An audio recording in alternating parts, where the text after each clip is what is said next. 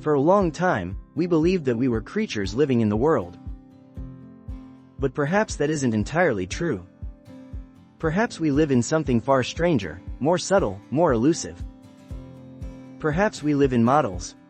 The human brain itself is already a fragmented universe, a constellation of rhythms, pulses, cycles that never quite align.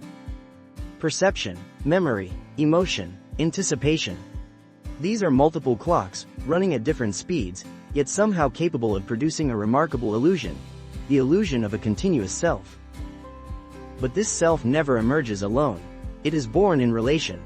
We become aware of ourselves through the encounter with the other. Sometimes that other is internal, a voice, a silent narrative, an inner dialogue. But when the other is external, when it takes the form of another human being, something extraordinary happens.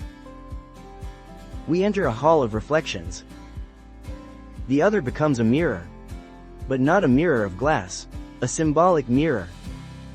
It does not reflect what we are, but what we appear to be through language. And very quickly, we learn that we cannot appear without form.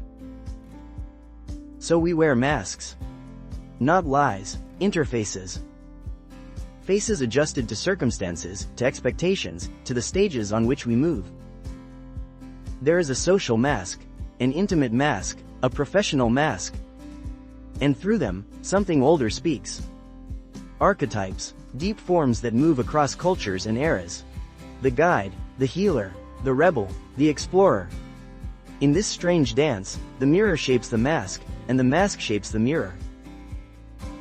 We become what we can show, and we show what the world is prepared to receive. This is how our inner world becomes shareable, speakable, stabilized. But there is a price. As these exchanges repeat themselves, they begin to solidify. Words become stories. Stories become frameworks. Frameworks become self-evident truths. And one day, without even noticing it, we stop seeing the world itself and begin seeing only the description we have built of it. We believe we are speaking about reality. But in truth, we are speaking through models, symbolic structures that carve the infinite into something inhabitable. Without them, reality might be too vast, too fluid, too indeterminate for the human mind. So we name. We classify. We connect. But in naming, we forget something fundamental. The word is never the thing. Two human beings can use the exact same words and yet inhabit entirely different worlds. Because behind every word, there is a history, a culture, a memory, an invisible web of associations. And when these webs are shared by large numbers of people, they acquire power. They generate meaning. They generate coherence. They generate orientation. But when they are no longer questioned, they begin to change. They stop illuminating. They start governing.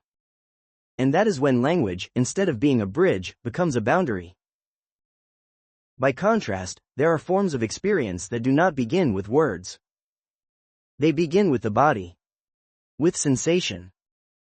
With direct contact with the living world. Experiences in which meaning is lived before it is explained. And yet, the moment we try to share them, to transmit them, to weave them into culture, language returns. Always. So we build more models. More stories. More maps. And we navigate an ocean of overlapping symbolic worlds. What we call reality may be nothing more than the temporary intersection of all these models. And the real question may not be which one is true, but whether we can remain aware that they are models and never forget that the map is not the territory.